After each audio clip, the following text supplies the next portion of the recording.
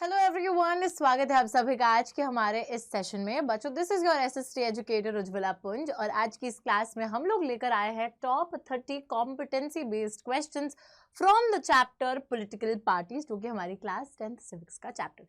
तो बच्चों, basically competency based के इस सेशन में हम लोग 30 क्वेश्चंस को अटेम्प्ट करेंगे, जहां पर कुछ क्वेश्चंस आपके मल्टीपल चॉइस क्वेश्चंस होंगे, कुछ शॉर्ट आंसर, कुछ लॉन्ग आंसर, कुछ assertion reason based. So basically there is a mix of questions and ऐसे वैसे क्वेश्चन नहीं, all those questions which are very very important for your board examinations. तो चलिए फटाफट से सेशन को कर लेते हैं स्टार्ट। और सबसे पहले क्वेश्चन पर हम लोग यहाँ पर आ जाएंगे बच्चों, जो कि एक मल्टीपल चॉइस क्वेश्चन है। And let's look at the question. Question में पूछा जा रहा है, dash is a group of people who come together to contest elections and hold power in the government. यानी कि एक ऐसा लोगों का समूह जो साथ में आता है, इलेक्शन यानी कि चुनाव में हिस्सा लेता है in order to hold power in the government. Basically लोगों का एक ग्रुप जो कि सरकार बनाना चाहता है, सत्ता बनाना चाहता है, इस वजह से इलेक्शन में हिस्सा ले रहा है। तो ऐसे एक ग्रुप को क्या बोला जाता है? ऑप्शंस है pressure group, political party, interest group या फिर बिजनेस लॉबी। सो बच्चों, the correct answer here definitely is political parties, without a doubt. पूरा चैप्टर पढ़ लिया उसी पे, तो हमें ये पता होना चाहिए this is the definition of a political party. Alright, so it is a group of people who come together to contest elections and hold power in the government. Alright, next question is our question number 2। और question number 2 के अंदर पूछा गया है कि in countries like India dash choose the candidates for contesting elections. Election में हिस्सा लेने के लिए कैंडिडेट्स को कौन व्यक्ति चुनता है, इनमें से बताइए। The top party leaders, the members of the party, the supporters of the party या फिर none of the above। बच्चों, किस कॉन्स्टिट्यूएंसी से कौन सा कैंडिडेट खड़ा होने वाला है मेरी पार्टी से, तो ये चुनेंगे उस पार्टी के top party leaders. Okay, so top party leaders. अब हर जगह ऐसे नहीं होता है, हर जगह जरूरी नहीं है कि टॉप पार्टी लीडर्स ही चुनते हैं, बट हाँ, इंडिया के अंदर टॉप पार्टी लीडर्स ही चुनाव करते हैं कि कौन सा कैंडिडेट होगा जो कि इलेक्शंस को कंटेस्ट करेगा। नेक्स्ट क्वेश्चन यानी कि तीसरे क्वेश्चन पे आते हैं। तीसरा क्वेश्चन क्या है, इसको समझते हैं। The Bahujan Samaj Party which is the BSP is a national party formed in dash under the leadership of Kanshiram. Kanshiram ji की लीडरशिप के तहत ये पार्टी, जो बसपा जिसको हम बोलते हैं बहुजन समाज पार्टी, फॉर्म हुई थी। और बच्चों, कब फॉर्म हुई थी, विच ईयर? तो यहाँ पे ऑप्शंस है 1964, 1974, 1994 या फिर 1984। The correct answer however is option D. तो भूलिएगा नहीं कि 1984 वाज द ईयर जिसके अंदर BSP as a party form हुई थी। नेक्स्ट क्वेश्चन पे आते हैं, फोर्थ क्वेश्चन। चलिए फटाफट से। Okay, so fourth question is actually a very small question but a very important one. बहुत ज्यादा इंपॉर्टेंट क्वेश्चन है ये। इस क्वेश्चन के अंदर लिखा गया है, what does the term partition mean. Partition शब्द का मतलब क्या होता है? बच्चों, पार्टीशन शब्द का मतलब क्या होता है हम सभी को पता होना चाहिए कि a partisan is a person who is strongly committed to a group, party और अ फैक्शन। ठीक है, एंड इतनी ज्यादा स्ट्रांग कमिटमेंट है कि वो इंसान एक बैलेंस्ड व्यू नहीं ले पाता है। The ability to take a side and not take a balanced view. ठीक है, तो वो इंसान इतना ज्यादा एक पार्टी की तरफ कमिटेड होता है, ग्रुप की तरफ या पार्टी की तरफ इतना ज्यादा कमिटेड होता है, इतना ज्यादा अंधभक्त होता है कि वो हमेशा उस पार्टी या ग्रुप की साइड ही लेता रहेगा एंड कभी भी एक बैलेंस्ड व्यू नहीं ले पाएगा चीजों के ऊपर। Alright, so that is what the term partition means. Next question is, choose the wrong statement about political parties. Political party के हिसाब से जो गलत स्टेटमेंट है उसको चूज कीजिए। यहाँ पे देखिए, अब ऑब्वियसली बात है कि गलत स्टेटमेंट को चूज करना है तो 3 तो सही होंगी, एक ही गलत होगी। देखते हैं क्या है। Political parties contest elections. Contest करती हैं इलेक्शंस पॉलिटिकल पार्टीज? बिल्कुल करती है, इलेक्शन में हिस्सा लेते हैं। Political party acts as an opposition party. Obviously जो पार्टी इलेक्शन में हार जाएगी वो एक ऑपोजिशन पार्टी का रोल निभाती है, तो ये भी सही है। Political party does not make law या नन ऑफ द अबव। बच्चों, ऑब्वियसली जो गलत स्टेटमेंट है वो है स्टेटमेंट सी कि it does not make law. देखिए, पॉलिटिकल पार्टीज, लेजिस्लेचर, हम जब बात करते हैं the law making body which is the legislature, उसके अंदर ऑब्वियसली बात है कि ऑल द पॉलिटिकल पार्टीज उन्हीं के ही मेंबर्स होते हैं जो कि बच्चों लॉ बनाते हैं देश के, है ना, उन्हीं का एक अहम रोल रहता है। सो ऑब्वियसली बात है, यहाँ लिखा है कि they do not make law, ऐसा नहीं है, they obviously have a major role in making the laws. So this statement is definitely wrong. Let's move on to the next question. Next question है हमारा छठा प्रश्न, और यहां पर पूछा गया है कि हाथी मेरे साथी यानी कि जो एलिफेंट है, एलिफेंट कौन सी पार्टी का इलेक्शन सिंबल है? कौन सी पार्टी का इलेक्शन सिंबल है एलिफेंट? यहाँ पर बच्चों चार ऑप्शंस है आप लोगों के पास, बहुजन समाज पार्टी, भारतीय Janata party, Indian National Congress या फिर राष्ट्रीय जनता दल। एंड हम लोगों को पता होना चाहिए कि एलिफेंट यानी कि हाथी सिंबल है हमारी बहुजन समाज पार्टी का, ऑप्शन ए का। तो आपको पता होना चाहिए कि कौन सी पार्टी का कौन सा सिंबल है। जैसे हाथ का सिंबल कांग्रेस पार्टी का होता है, कमल का सिंबल हमारी भारतीय जनता पार्टी का होता है। तो इस तरीके से यू शुड नो कि कौन सी पार्टी का कौन सा सिंबल होता है। Next, seventh question is, why did India adopt a multi-party system? बच्चों यहां पे बोला गया है कि इंडिया के अंदर एक मल्टी पार्टी सिस्टम क्यों एग्जिस्ट करता है। अब आप सभी को पता होगा कि जब हम लोग पार्टी सिस्टम्स की बात करते हैं तो हमने बात करी है वन पार्टी सिस्टम की। वन पार्टी सिस्टम जहां पे एक ही पार्टी होती है और वही पार्टी जो है इलेक्शन में हिस्सा भी लेती है, वही पार्टी जीत भी जाती है। रेस में अकेले भाग रही है तो जीतेगी। फिर आता है एक two party system. Two party system एक ऐसा सिस्टम होता है बच्चों जहां पे ऑल्दो ज्यादा पार्टीज एग्जिस्ट करती होंगी, लेकिन पावर हमेशा जीतने का चांस सिर्फ दो पार्टीज के पास ही रहता है। पावर हमेशा उन दोनों ही पार्टीज के बीच में रोटेट होती रहती है। और फिर आता है हमारा तीसरा पार्टी सिस्टम जिसको हम बोलते हैं मल्टी पार्टी सिस्टम। और इंडिया के अंदर ये मल्टी पार्टी सिस्टम है, which means there are more than two parties which have a chance of winning the elections. India के अंदर मल्टी पार्टी सिस्टम क्यों है? क्योंकि बच्चों इंडिया एक बहुत बड़ा देश है जहां पे सोशल ज्योग्राफिकल डाइवर्सिटी काफी ज्यादा पाई जाती है। हम लोग काफी भिन्न है ज्योग्राफी के मामले में, सोसाइटी के मामले में, रंग रूप वेश भाषा अनेक है ना। तो लोगों की बोली अलग है, लोगों के रहने सहने का तरीका अलग है, लोगों के धर्म अलग है, लोगों की जातियां अलग हैं। बहुत डिफरेंट टाइप की डाइवर्सिटी हमारे देश के अंदर है। तो क्योंकि इतनी ज्यादा डाइवर्सिटी है बच्चों, तो उस डाइवर्सिटी को ऑब्जॉर्व कोई एक या दो पार्टीज नहीं कर सकती। दैट इज वाई इंडिया के अंदर एक मल्टी पार्टी सिस्टम है, because this kind of a diversity in this large country can not be just absorbed by one और two political parties. Alright, that is why India has a multi party system. Obviously अगर ये कोई पूछे कि भाई कौन सा party system ideal होता है, बेस्ट होता है, तो ऐसा कुछ भी नहीं है कि कोई पार्टी सिस्टम आइडियल होता है या बेस्ट होता है। हर कंट्री का पार्टी सिस्टम वो कंट्री खुद से चुनती नहीं है, बट एक कंट्री के अंदर जो भी पार्टी सिस्टम है वो विद टाइम उस कंट्री की सिचुएशन के हिसाब से इवॉल्व होता है। कोई भी कंट्री अपने पार्टी सिस्टम को खुद से चूज नहीं करती। तो बच्चों अगर कल को ये क्वेश्चन आ जाए, ठीक है, एक एक्स्ट्रा क्वेश्चन भी बता देती हूँ कि कल को अगर ये क्वेश्चन आ जाए कि which party system according to you is the best, तो लिखना कि this is not a very good question, because party system is not something that is chosen by a country, but it is something that evolves over time due to the situation of the country. क्योंकि India एक इतनी बड़ी country है तभी वहां जाके एक multi party system बना है, क्योंकि एक या दो पार्टीज उस डाइवर्सिटी को ऑब्जॉर्ब नहीं कर सकती। नेक्स्ट 8th क्वेश्चन पे आते हैं। 8th क्वेश्चन क्या है देखते हैं। ओहो, इस साइड शिफ्ट हो जाते हैं। 8th क्वेश्चन है, what is the requirement laid down by the election commission for a political party to be recognized as a state party? अब बच्चों आप सभी को पता है कि अगर एक पार्टी को एक नेशनल पार्टी बनना है या फिर एक स्टेट पार्टी की तरह रिकॉग्निशन चाहिए, तो दोनों के लिए ही एक अलग अलग क्राइटेरिया आपको फुलफिल करना पड़ता है। अब इस प्रश्न के अंदर, जो कि हमारा एक प्रीवियस ईयर क्वेश्चन भी है, इसके अंदर पूछा गया है कि अगर एक पार्टी को एक स्टेट पार्टी की तरह रिकॉग्नाइज होना है तो उसको कौन सी कंडीशंस को पूरा करना पड़ेगा। सो यहां पर याद रखिएगा, at least 6% of the total votes in an election to the state legislative assembly of a state and at least 2 seats is recognized as a state party। तो यार सपोज अगर मेरी पार्टी पंजाब के इलेक्शंस में हिस्सा ले रही है, पंजाब वो स्टेट है, वहां पे मेरी पार्टी हिस्सा ले रही है इलेक्शंस में, अगर मैं उस पंजाब की जो स्टेट लेजिस्लेटिव असेंबली है वहां पे मिनिमम 6% वोट जीतती हूं और मिनिमम 2 सीटें जीतती हूं, तब जाकर मेरी पार्टी एक स्टेट पार्टी की तरह रिकॉग्निशन हासिल कर सकेगी। ठीक है, तो स्टेट की लेजिस्लेटिव असेंबली में मिनिमम 2 सीटें और मिनिमम 6% वोट्स लाने के बाद ही मेरी पार्टी स्टेट पार्टी बन पाएगी। नेक्स्ट है हमारा 9th क्वेश्चन। चलिए इस क्वेश्चन को देखते हैं। इस क्वेश्चन में पूछा गया है, analyse the 3 components of a political party. 3 components बताओ पॉलिटिकल पार्टी के।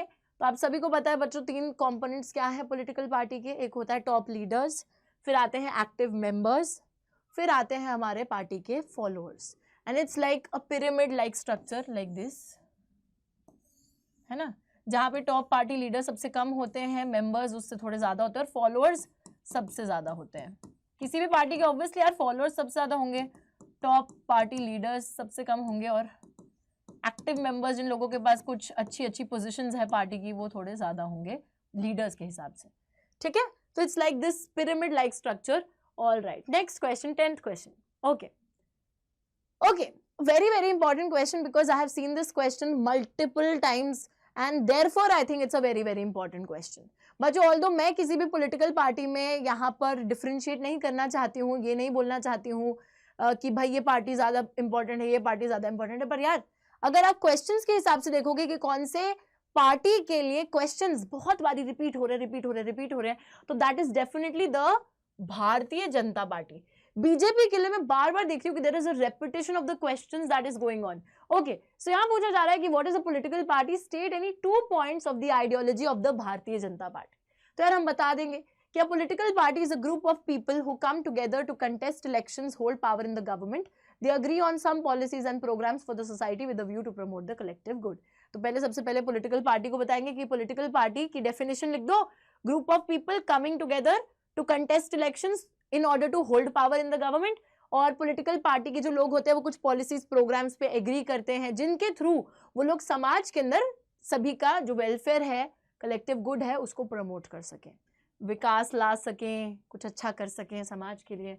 अब बीजेपी की आइडियोलॉजी के बारे में पूछ लिया गया है, तो बच्चों बीजेपी की क्या आइडियोलॉजी थी, क्या विचारधारा थी? बीजेपी चाहती थी कि जम्मू कश्मीर का जो राज्य था वो पूरे इंडिया के साथ इंटीग्रेट हो जाए, क्योंकि आर्टिकल 370 के थ्रू हम लोगों ने ये देखा था कि जो जम्मू कश्मीर था बच्चों, जम्मू कश्मीर को कुछ स्पेशल प्रिविलेजेस मिल रखी थी due to its historical context. तो उस टाइम के हिसाब से जब हमें लगा था कि यार कश्मीर को, जब हमने इंस्ट्रूमेंट ऑफ एक्सेशन साइन कराया था, इंडिया के साथ मर्ज करवाया था, तो उस टाइम पे वी थॉट कि giving the situation of Kashmir उसको ये स्पेशल स्टेटस देना जरूरी है, तो तब उसको वो स्पेशल स्टेटस मिला था। बट बीजेपी चाहता था कि ये जो स्पेशल स्टेटस है हट जाए, ताकि जम्मू कश्मीर भी इक्वली जो है बाकी स्टेट्स के बराबर उस पर आ जाए ग्राउंड पे। तो वो चाहते थे full territorial political integration of Jammu and Kashmir with the rest of India, और उन्होंने करके भी दिखाया है। दूसरी चीज है uniform civil code for all the people living in the country irrespective of religion.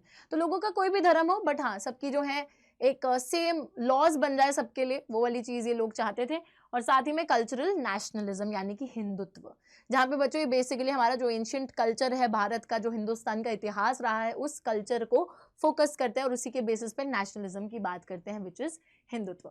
तो ये इनके आइडियोलॉजी का हिस्सा है। नेक्स्ट 11th क्वेश्चन पे आते हैं। What is the 11th question? Let's look at it. Which 3 challenges do you feel are being faced by political parties in India? अब बच्चों ऑब्वियसली यहाँ पे challenges और भी हैं, बट यहाँ पे देखो, हाँ तो चारों challenges लिख दिए हैं इन्होंने, ऑल्दो पूछे 3 ही गए हैं, हमने 4 पढ़े हैं। अब देखिए इन्होंने तो एक्स्ट्रा लिख दिए हैं, बट आप लोगों को एक्स्ट्रा नहीं लिखने हैं, जितना पूछा गया है सिर्फ उतना ही आंसर देना है, ठीक है। सो although they have asked about 3 challenges, they have written 4, but we only have to write 3, कोई भी 3, anything. Okay, now first challenge is the lack of internal democracy within the parties. अब पार्टीज के अंदर ना एक लैक ऑफ इंटरनल डेमोक्रेसी रहता है, which actually means कि पार्टीज जो है बच्चों वहां पे कहीं ना कहीं टॉप पार्टी लीडरशिप के पास ज्यादा पावर रहती है, दूसरे मेंबर से कंसल्ट नहीं करा जाता है, मेंबरशिप रजिस्टर्स को मेंटेन नहीं करा जाता है, पार्टी के अंदर रेगुलर इलेक्शंस को कंडक्ट नहीं करा जाता है। So there are a lot of things जो कि पार्टीज के अंदर ढंग से नहीं हो रही है, डेमोक्रेटिक तरीके से पार्टीज नहीं चल रही हैं, तो इंटरनल डेमोक्रेसी की कमी है। दूसरा चैलेंज है डायनेस्टिक सक्सेशन का चैलेंज, जहां पे हम लोग देखते हैं कि जो टॉप पार्टी लीडर्स होते हैं वो अपने ही रिश्तेदारों को, अपने भाई बंधुओं को, अपने ही फैमिली मेंबर्स को ही टॉप पोजीशंस दे देते हैं और बाकी लोगों को पार्टी में ऊपर आने का चांस नहीं मिलता है, नेपोटिज्म चलता है। तीसरा क्रिटिसिज्म है या चैलेंज है पॉलिटिकल पार्टीज का, growing role of muscle and money, है ना, मसल पावर और मनी का ग्रोइंग रोल, जहां पर हम ये देखते हैं कैंडिडेट्स जिनके पास ज्यादा पैसा होता है, क्रिमिनल कनेक्शंस होते हैं, उनको टिकटें दे दी जाती हैं, उनको इलेक्शन में खड़ा कर दिया जाता है कि चलो इनके डर से या पैसे के दम पे लोग इनको वोट दे देंगे। चौथी चीज है कि often parties do not offer a meaningful choice to the voters. आजकल के टाइम पे अब एक इंसान वोट देने जा रहा है तो वो तो यही एक्सपेक्ट करेगा ना कि मैं किसको दूं, तो उसको तुलना करने के लिए भी कुछ क्राइटेरिया चाहिए कि ये ज्यादा अच्छी है या वो ज्यादा अच्छी है। बट आजकल सारी पार्टीज एक ही जैसी लग रही हैं आइडियोलॉजीज में, तो लोग कैसे डिफरेंशिएट करें उनके बीच में, कैसे देखें कि कौन सी बेहतर है या कौन सी नहीं है। सो उसी तरीके से पार्टीज जो है एक मीनिंगफुल चॉइस वोटर्स को नहीं दे रही। अब बच्चों यहाँ पर तो एक एक लाइन में लिखा है, बट जब ये आंसर पूछा जाएगा तो आप लोगों को अच्छे से वो पॉइंटर्स को इलैबोरेट करके लिखना होगा।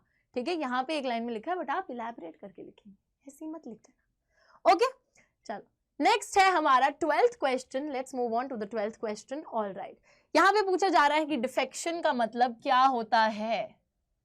Defection in politics means moving of a person from one party to another party for some personal benefit, changing the party allegiance. Basically बच्चों आप लोगों को ये वाली लाइन लिखनी है, डिफेक्शन मींस यहां से लिखना changing the party allegiance from the party on which a person got elected to a different party। ठीक है, मनी रिवॉर्ड या एक मिनिस्टेरियल पोजीशन के चक्कर में आप जिस पार्टी से इलेक्ट हुए थे, जिस पार्टी से इलेक्ट हुए, आपने क्या करा, उस पार्टी को ही बदल डाला जब आपके पास किसी दूसरी पार्टी से ये ऑफर आए कि आपको एक और बड़ा नेता बना देंगे या फिर आपको इतना पैसा दे देंगे। ठीक है, तो सपोज मैंने एक पार्टी ए से इलेक्शन लड़ा था, है ना, पार्टी ए से मैं खड़ी हुई थी इलेक्शन में। अब जब मैं पार्टी ए से इलेक्शन में खड़े होकर जीत गई तो मेरे पास एक दूसरी पार्टी बी के लोग आते हैं और वो कहते हैं अरे मैडम आप हमारी पार्टी में चलिए, हम आपको एक और बड़ा मिनिस्ट्रियल रोल देंगे या फिर आपको इतना 5-6 करोड़ देंगे। तो मैं बह जाती हूँ और फिर मैं इलेक्टेड पार्टी अपनी छोड़ के दूसरी पार्टी में आ जाती हूँ। ठीक है बच्चों, तो दैट इज डिफेक्शन, कि आपने अपनी पार्टी ही बदल ली जिससे आप इलेक्ट हुए थे, दूसरी पार्टी में चले गए। ठीक है, मिनिस्ट्रियल पोजिशन या फिर किसी पैसे के चक्कर में। It happens when legislature after being elected from a particular party leaves it, joins the other party, constitution। हाँ, और बच्चों इसी डिफेक्शन को रोकने के लिए हमारे संविधान को अमेंड करा गया था, एक एंटी डिफेक्शन लॉ लाया गया था ताकि जो एमपीज हैं, जो एमएलएज हैं, जो ये डिफेक्शन में एंगेज होते हैं वो ना हो। ठीक है, नाउ ये कानून जो है आपका, जो एंटी डिफेक्शन लॉ है, पता नहीं ये दिख भी रहा है कि नहीं, ये नहीं दिख रहा होगा, इसको काले रंग से लिखते हैं। तो हमारा ये जो एंटी डिफेक्शन लॉ है ये क्या कहता है कि कॉन्स्टिट्यूशन को अमेंड कर दिया गया। अच्छा, एंटी डिफेक्शन लॉ लाया गया, इस लॉ के हिसाब से अगर कोई भी एमएलए एमपी जो है वो अगर पार्टी बदलेगा आफ्टर गेटिंग इलेक्टेड तो उसको वो सीट ही नहीं मिलेगी, फिर जिस सीट पे वो इलेक्ट हुआ था कभी वो सीट लेजिस्लेचर में मिल ही नहीं पाएगी। तो इससे डिफेक्शन कम भी हुआ है और इससे जो है लोग डिफेक्शन में कम एंगेज हो रहे हैं। ऑलराइट, चलिए नेक्स्ट है हमारा 13th क्वेश्चन। 13th क्वेश्चन है 4 problems in the working of political parties. बच्चों अभी मैंने आपको यही डिस्कस करा था, बार बार देखिए ये क्वेश्चन भी रिपीट होता जा रहा है, यहाँ पे अब थोड़ा डिटेल में दे रखा है। 4 प्रॉब्लम्स बोल लो या फिर चैलेंजेस टू पॉलिटिकल पार्टीज बोल लीजिए, बात सेम ही है। आप सभी को पता होना चाहिए कि कौन से चैलेंजेस की मैं यहाँ पे बात कर रही हूँ। एक बहुत ही बड़ा चैलेंज है, the challenge of lack of internal democracy. ठीक है, उसी के साथ डायनेस्टिक सक्सेशन का चैलेंज, मनी मसल पावर और मीनिंगफुल चॉइस की कमी होना। वही बात है, सेम एक्सप्लेन कर चुकी हूँ। नेक्स्ट पे आ जाते हैं। ऑल राइट, तो ये 14th क्वेश्चन हमें विजिबल नहीं है, पता नहीं क्यों नहीं विजिबल, अब इसको ठीक करेंगे। ओके, 15th क्वेश्चन पे आ जाते हैं सबसे पहले। ठीक है, 14th क्वेश्चन को भी ठीक करते हैं। All right, which is one political party system not consider, okay, why is one party political system not considered to be a good option in a democratic system? One party political system जो होता है बच्चों, one party system जो होता है उसको एक अच्छा ऑप्शन या फिर एक डेमोक्रेटिक ऑप्शन क्यों नहीं माना जाता है? तो वन पार्टी सिस्टम को एक अच्छा ऑप्शन डेमोक्रेसी में इसलिए नहीं माना जाता है क्योंकि voters are not offered any choice at the time of voting. यार आप एक बात बताओ, वन पार्टी सिस्टम है, दैट मींस एक ही पार्टी है जो बार बार इलेक्शन जीतती रहेगी, तो ये डेमोक्रेटिक कैसे है? वोटर्स तो फिर चूज ही नहीं कर पा रहे ना, they don't have a choice. Choose तो आप तब करोगे जब आपके पास चॉइस होगी। एटलीस्ट 2 लोग तो होने चाहिए इलेक्शन में, जब एक ही इंसान खड़ा है तो फिर क्या चॉइस करोगे?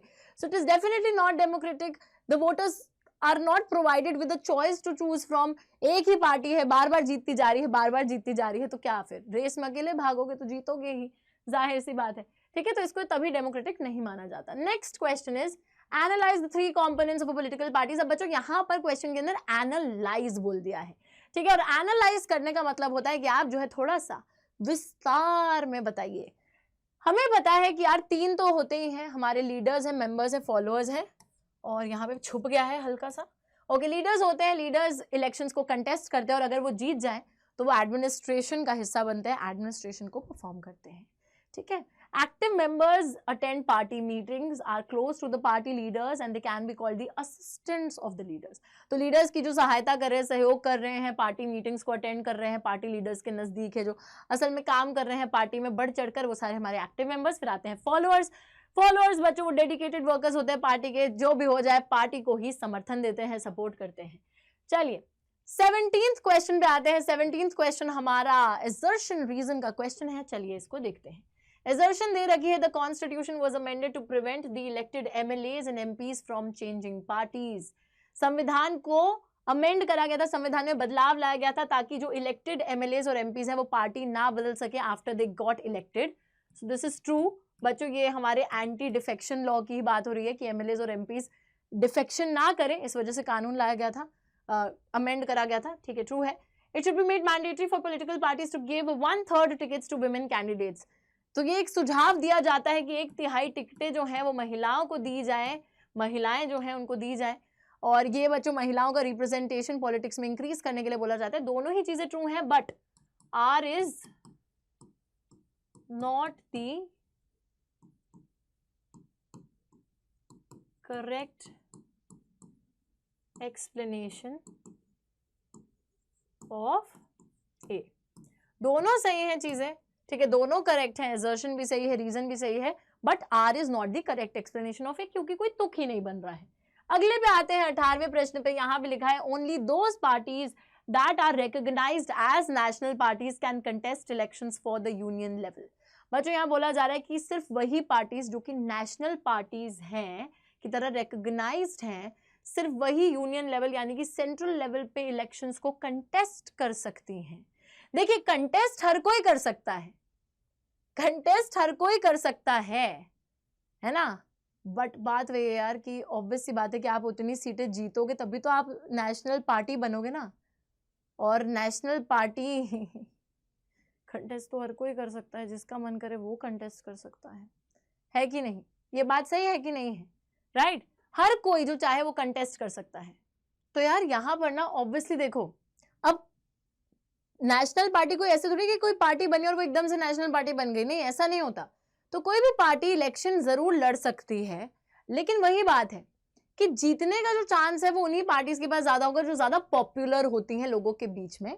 बट ऐसा नहीं है कि कोई किसी को रोक सकता है इलेक्शन में कंटेस्ट करने से। जो पॉलिटिकल पार्टीज है they can contest the elections, but हाँ एक पर्टिकुलर क्राइटेरिया पूरा करने के बाद ही आपको एक नेशनल पार्टी का स्टेटस मिलेगा, राइट। एक नेशनल पार्टी का स्टेटस आपको तभी मिलेगा जब इलेक्शन कमीशन ने जो क्राइटेरिया बोल रखा है आप उसको फुलफिल करो कि मिनिमम 6% सीट्स लेकर आओ, 4 सीटें जीतो, 6% वोट्स लेकर आओ, 4 सीटें जीतो, या 6% वोट्स 4 स्टेट्स में लेकर आगे 4 सीटें जीतो। तो वो वाला जो पूरा क्राइटेरिया है उसको आप फुलफिल करोगे तभी जाके आप नेशनल पार्टी बन पाओगे, ये तो बात है। लेकिन यहाँ पर ये वाला डेफिनेटली फॉल्स है। नेक्स्ट है recognition to a political party as a national party is accorded by the election commission, which is definitely true। National party का जो recognition है वो आपको इलेक्शन कमीशन ही किसी भी पार्टी को देता है, तो ये तो ट्रू है। तो assertion is false but reason is true। Next is political parties play a major role in making laws for the country। political parties एक बहुत अहम रोल निभाती हैं कंट्री के कानून बनाने में, जो कि बिल्कुल करेक्ट है, बिल्कुल ट्रू है बच्चों। ऑब्वियस सी बात है ना, आप जिन पार्टीज देखो आप जिन कैंडिडेट्स को वोट देते हो किसी ना किसी पार्टी को बिलोंग करते हैं, और वही कैंडिडेट जो MPs MLAs बनते हैं उन्हीं का एक बहुत बड़ा रोल होता है लॉज बनाने में, तो ट्रू है। No law can become a bill unless the majority party supported. जाहिर सी बात है जब तक मेजोरिटी सपोर्ट नहीं मिलेगा, मेजोरिटी पार्टी का सपोर्ट नहीं मिलेगा, तब तक कोई भी कानून एक बिल नहीं बन पाएगा, ठीक है। So both are true but this is not the correct explanation of A, है ना, this is not the correct explanation. I don't think, because देखो पॉलिटिकल पार्टीज एक बहुत major role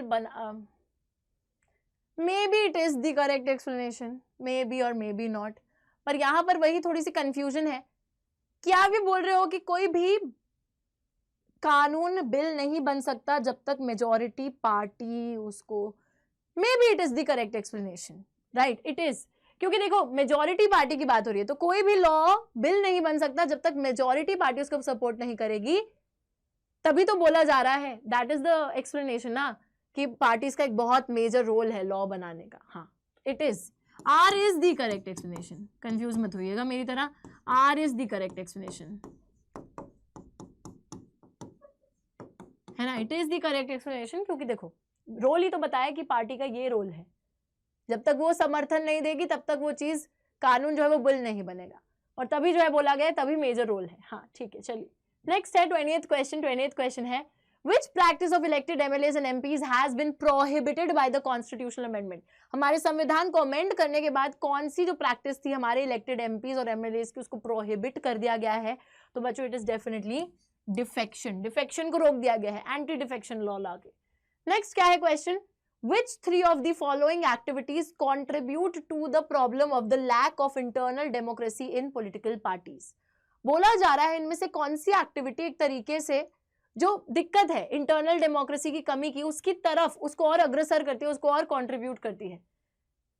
internal elections regularly नहीं किए जा रहे पार्टीज के अंदर, तो बच्चों डेफिनेटली इस चीज से तो आपको पता ही चल रहा है कि हाँ इंटरनल डेमोक्रेसी का लैक है। Money and power is used to influence, नहीं ये नहीं होगा।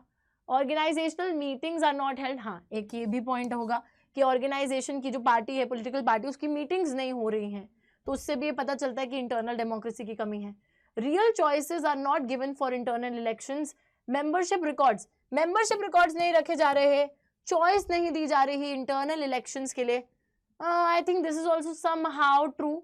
हाँ मनी पावर नहीं आएगा, बट हाँ ऑर्गेनाइजेशनल मीटिंग्स का ना होना, मेंबरशिप रिकॉर्ड्स का ना रखना, इंटरनल इलेक्शंस का ना होना, ये सारी की सारी चीजें, और इंटरनल इलेक्शंस में भी अगर आप चॉइस नहीं दे रहे हो, सारी की सारी चीजें यही बता रही हैं कि कहीं ना कहीं एक इंटरनल डेमोक्रेसी की कमी है। नेक्स्ट क्वेश्चन है 22वां क्वेश्चन, और यहाँ पे बोला जा रहा है name any one political party that has national level political organisation but is not recognised as a national political party. बच्चों बहुत सी ऐसी पार्टीज भी होती है जिनका नेशनल लेवल पे ऑर्गेनाइजेशन बहुत है, बट हाँ वो नेशनल पार्टी वाला क्राइटेरिया नहीं अचीव कर पा रहे, तभी वो एक नेशनल पार्टी नहीं है। तो बहुत सी स्टेट पार्टीज हैं जैसे समाजवादी पार्टी, समता पार्टी, राष्ट्रीय जनता दल, जिनका ऑर्गेनाइजेशन नेशनल लेवल है लेकिन उनको नेशनल पार्टी की तरह रिकॉग्निशन नहीं मिली है, क्योंकि उन्होंने नेशनल पार्टी बनने का जो क्राइटेरिया है उसको अभी तक फुलफिल नहीं किया है। ठीक है, नेक्स्ट क्वेश्चन क्या है चलिए देखते हैं। Mention the ideology of the Indian National Congress. अब बच्चों यहाँ पे आईएनसी यानी कि इंडियन नेशनल कांग्रेस की बात की जा रही है, उसकी विचारधारा। अभी तक हमने एक क्वेश्चन बीजेपी की आइडियोलॉजी पे करा था, अभी आईएनसी भी बहुत इंपॉर्टेंट पार्टी है इंडियन नेशनल कांग्रेस, उसकी आइडियोलॉजी की बात करी जा रही है। तो जवाहरलाल नेहरू जी जो कि हमारे भारत के पहले प्रधानमंत्री थे, उनकी लीडरशिप के तहत इंडियन नेशनल कांग्रेस एक modern secular democratic Republic Bharat में बिल्ड करना चाहती थी, भारत को बिल्ड करना चाहती थी। पार्टी जो है प्रोपोगेट्स द सेक्युलरिज्म, धर्मनिरपेक्षता में विश्वास रखती है, और जो समाज का कमजोर वर्ग है, जो वीकर सेक्शन है, उसके वेलफेयर यानी कि उसके हित में, उसके हित को प्रमोट करती है, और माइनॉरिटीज को भी, माइनॉरिटीज के भी वेलफेयर को प्रमोट, जो अल्पसंख्यक लोग हैं उनके भी वेलफेयर को प्रमोट करने की बात करती है। इकोनॉमिक रिफॉर्म्स को सपोर्ट करती है विद अ ह्यूमन फेस। तो ये हमारी कांग्रेस की आइडियोलॉजी है। चलिए नेक्स्ट यहाँ पे देखते हैं, नेक्स्ट क्वेश्चन है explain any 5 suggestions to reform the political parties of India. कोई भी 5 सुझाव दीजिए जिससे कि पॉलिटिकल पार्टीज को रिफॉर्म किया जा सकता है। अब बच्चों यहाँ पे सजेशंस की बात करी है, यहाँ पे वो वाली बात नहीं करी कि कौन से स्टेप्स ऑलरेडी ले लिए गए हैं। हमेशा इस चीज में बिल्कुल कंफ्यूज मत होइएगा। 2 टाइप के क्वेश्चंस बन सकते हैं। एक ये क्वेश्चन बन सकता है कि what are the steps that have already been taken to reform the political parties, या फिर what are the suggestions that are given to reform the political parties in India. तो सबसे पहले यहाँ सजेशंस की बात करिए तो लोगों ने जो सुझाव दिए हैं असलियत में इनको मुकम्मल नहीं किया गया या फिर लागू नहीं किया गया है। तो सुझाव ये है कि सबसे पहले कानून बनाओ जिससे इंटरनल अफेयर्स को कंट्रोल कर सको, रेगुलेट कर सको, ताकि लैक ऑफ इंटरनल डेमोक्रेसी जैसी प्रॉब्लम्स ना हो। दूसरी चीज है मैंडेटरी होना चाहिए पॉलिटिकल पार्टीज के लिए कि वो 1/3 टिकट जो है वो महिलाओं को दे। तीसरी चीज है कि स्टेट फंडिंग ऑफ इलेक्शंस होनी चाहिए, सरकार जो है वो पैसे दे, और बहुत सी ऐसी पार्टीज होती है जिनके पास फंड्स नहीं होते हैं इलेक्शंस में पैसा खर्चने के लिए, तो देयरफॉर स्टेट फंडिंग होनी चाहिए। कैंडिडेट को एजुकेटेड होना चाहिए, सिटीजन्स जो हैं दे कैन रिफॉर्म पॉलिटिक्स।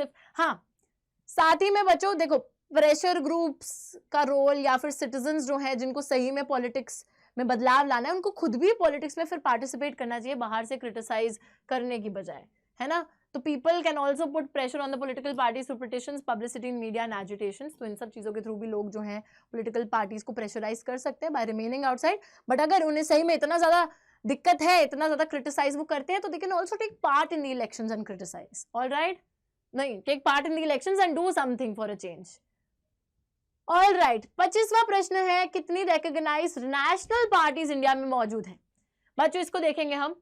तो यार देखो, पुराने एडिशंस के हिसाब से तुम देखोगे, पुरानी बुक के हिसाब से तुम देखोगे, तुम्हें थोड़ी ज्यादा लगेंगी। बट अगर हम एट प्रेजेंट बात करें कि कितनी नेशनल पार्टीज इंडिया में मौजूद है, तो 6 नेशनल पार्टीज इंडिया में मौजूद हैं। अगर मैं नाम लूं तो हम सभी को पता होना चाहिए, सबसे पहले है हमारी इंडियन नेशनल कांग्रेस, फिर दूसरे नंबर पे है हमारी भारतीय जनता पार्टी, फिर हमारी है बहुजन समाज पार्टी यानी कि बीएसपी। उसके बाद चौथे नंबर पे अगर मैं बात करूं तो सीपीआई मार्क्सिस्ट जो पार्टी है ये मौजूद है, सीपीआई हट गई है अब। 5वें नंबर पे अगर मैं बात करूं नेशनल पीपल्स पार्टी यानी कि एनपीपी, और 6ठे नंबर पे जो अभी अभी रिसेंटली ऐड हुई है तो वो है आम आदमी पार्टी। तो ये 6 पार्टीज हमारी अभी जो है एट प्रेजेंट अगर मैं बात करूं बच्चों, तो यही पार्टीज आप लोगों की नेशनल पार्टीज हैं, और कोई भी पार्टी नहीं है। आम आदमी, बहुजन Samaj, Bharatiya Janata, Communist Party of India, Marxist, National People's Party, Indian National Congress. Alright, so these are the recognised national parties in India. अच्छा, एक क्वेश्चन हमारा बीच में रह गया था, है ना, 14th क्वेश्चन। और 14th क्वेश्चन अब मैं आपको बता देती हूँ क्या हम 14th क्वेश्चन में बोलेंगे। What is the criteria? ठीक है, तो ये बहुत ही इंपॉर्टेंट, वेरी वेरी इंपॉर्टेंट, लिख लो इसको भी। Criteria to be recognized as a national party। अगर आपको एक नेशनल पार्टी बनना है भारत के अंदर और इलेक्शन कमीशन द्वारा रिकॉग्निशन चाहिए, तो किस क्राइटेरिया को आपको पूरा करना पड़ेगा? याद रखिएगा बच्चों कि आपको या तो मिनिमम 6% वोट्स लोकसभा इलेक्शंस में लाने हैं और 4 सीटें जीतनी है, या फिर आप मिनिमम 6% वोट्स किसी भी 4 स्टेट असेंबली इलेक्शंस में लेकर आओ और 4 सीटें लोकसभा में जीतो, तब जाकर आपकी पार्टी एक नेशनल पार्टी की तरह रिकॉग्नाइज हो पाएगी। ठीक है, तो ये वाला भी मैंने क्वेश्चन बता दिया, तो ये मत बोलना मैम वो छूट गया था। ठीक है, तो बता दिया है। 26वें प्रश्न पे आते हैं, कौन सी चीज पॉलिटिकल पार्टी का फंक्शन नहीं है? To articulate the will of the people, लोग जो चाहते हैं वो चीज करना, form and run the government, सरकार चलाना, बनाना, सरकार को बनाना और सरकार चलाना, to recruit and train leaders, leaders को रिक्रूट करना, उनको ट्रेनिंग देना, या टू प्रोवाइड सोशल सर्विसेज। देखो, लोगों की इच्छा अनुसार काम करना, उसको आर्टिकुलेट करना, ये ऑब्वियसली पॉलिटिकल पार्टी करेंगी, सरकारें वो बनाएंगी भी, चलाएंगी भी, लीडर्स को ट्रेन भी करेंगी, रिक्रूट भी करेंगी। जो चीज पॉलिटिकल पार्टी नहीं करती वो ये है टू प्रोवाइड सोशल सर्विस। ठीक है, वो नहीं करेंगे। ऑलराइट, 27th क्वेश्चन आ गया है और ये है मैच द फॉलोइंग। तो फटाफट से मैच द फॉलोइंग करते हैं। कांग्रेस पार्टी हमारी यूपीए यानी कि यूनाइटेड प्रोग्रेसिव अलायंस का हिस्सा है। फिर आती है भारतीय जनता पार्टी, भारतीय जनता पार्टी एनडीए यानी कि नेशनल डेमोक्रेटिक अलायंस का हिस्सा है। कम्युनिस्ट पार्टी ऑफ इंडिया बच्चों हमारी लेफ्ट फ्रंट पार्टी है, और वहीं पे तेलुगु राष्ट्र हमारी एक स्टेट पार्टी है। तो इसी के साथ हमारी मैच द फॉलोइंग हो गई है। 28वें प्रश्न पे हम लोग आगे बढ़ेंगे। कौन सी कंट्री के अंदर एक बाय पार्टी सिस्टम है? मैम बाय, है ना। हमने तो आज तक 1 party 2 party multi party system सुना, अब ये बाय पार्टी क्या है? हमने तो बाय बाय बाय कर देंगे इस बात पे। नहीं बच्चों, बाय पार्टी सिस्टम का मतलब है कि जहां पर एक 2 पार्टी सिस्टम है। ठीक है, तो बाय मतलब, बाय का मतलब ही 2 होता है। ठीक है, तो बाय पार्टी सिस्टम कहां पे? India, UK, China, none of these. UK में है, यूके में लेबर और कंजर्वेटिव पार्टी है, तो 2 पार्टीज हैं मेन पार्टीज। चलो 29th क्वेश्चन आ गया है। फुल फॉर्म क्या है यूपीए का? यूपीए बच्चों वही अलायंस जिसका कांग्रेस लीडर था एक टाइम पर जब उनकी सरकार थी, तो it is definitely the United Progressive Alliance. और लास्ट क्वेश्चन पे आ जाते हैं। The rise of political parties is directly linked to the emergence of. Political parties का जो राइज हमें देखने को मिलता है वो किस चीज से लिंक्ड है? किस चीज की इमर्जेंस, किस चीज के आने से लिंक्ड है? Monetary democracy, direct representative democracy या कॉन्स्टिट्यूशनल डेमोक्रेसी? तो डेफिनेटली रिप्रेजेंटेटिव डेमोक्रेसीज बच्चों। रिप्रेजेंटेटिव डेमोक्रेसीज जिसमें लोग जो है अपने लीडर्स को चुनते हैं और फिर वो लीडर्स जो हैं वो एक तरीके से लोगों के बिहाफ पे लोगों को गवर्न करते हैं, है ना। तो ये वाली जो डेमोक्रेसी है इसके आने की वजह से ही पॉलिटिकल पार्टीज का भी राइज देखने को मिला है। अगर रिप्रेजेंटेटिव डेमोक्रेसीज नहीं होती तो पॉलिटिकल पार्टीज के होने का मतलब क्या था, है ना। तो वही वाली बात है। ठीक है, तो इसी के साथ हमारे 30 के 30 जो कॉम्पिटेंसी बेस्ड क्वेश्चंस थे वो होते हैं complete, and I will see you guys in the next class next time. I hope you all like this session. Like कर देना, शेयर कर देना अपने सारे के सारे दोस्तों के साथ, और चैनल को सब्सक्राइब कर देना। I will see you guys next time. This is your educator Ujjwala पुंज साइनिंग ऑफ। Bye bye.